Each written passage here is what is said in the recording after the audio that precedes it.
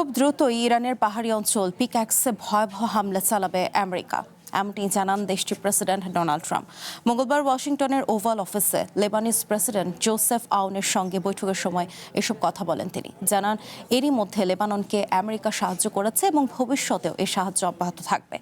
এদিকে ইয়েমেনের হুথিদেরকে সতর্ক করে ট্রাম্প জানান, লোহিত সাগর অবরোধ করলে হুথিদের বিরুদ্ধে তার সেনা ব্যবস্থা নেবে।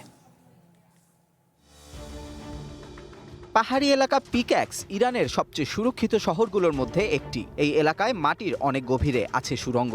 আমেরিকার গোয়েন্দা বাহিনীর ধারণা, এখানেই ইরান তাদের পারমাণবিক স্থাপনা নির্মাণ করেছে। এবার এই সুরক্ষিত পিক্যাক্স অঞ্চলে হামলা চালানোর ঘোষণা দিলেন ট্রাম্প। তার মতে ইরান এখনও হামলার কিছুই দেখেনি। এবারের হামলার সময় তেহরানের তাকিয়ে দেখা ছাড়া আর কোনো উপায় থাকবে না। ইরানের সব ধরনের পারমাণবিক স্থাপনার উপর হামলা করতে প্রস্তুত আমেরিকার প্রেসিডেন্ট। এমনকি দরকার হলে মাটির নিচের স্থাপনায় সবচেয়ে শক্তিশালী বাংকার বাস্টার বোমা ব্যবহারেও পিছপা হবেন না তিনি।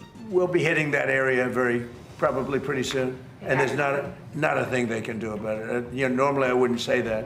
মঙ্গলবার ওয়াশিংটনে ট্রাম্পের সাথে সাক্ষাৎ করেন লেবানিজ প্রেসিডেন্ট জোসেফ আউন। এ সময় সেখানে ভাইস প্রেসিডেন্ট জেডি ভ্যান্স সহ আরও অনেক কর্মকর্তারা উপস্থিত ছিলেন। এই বৈঠকে লেবাননকে সহায়তা দেওয়ার প্রতিশ্রুতি দেন ট্রাম্প। জানান, আমেরিকা আগেও লেবাননের সমস্যার সমাধান করেছে, তাই আগামীতেও লেবাননকে সাহায্য করা চালিয়ে যাবেন তিনি। এদিকে লোহিত সাগরে বাব আল মানদেব অবরোধের হুমকি দিয়েছে সশস্ত্র গোষ্ঠী হুতি। মূলত ইয়েমেনের উপর সৌদি আরবের হামলার জবাবে এমন সিদ্ধান্ত নিয়েছে তারা। তবে লোহিত সাগরে অবরোধ দিলে হুতিদের বিরুদ্ধে ব্যবস্থা নেওয়া হবে বলে জানান American president. Amanur Rahman, one international desk.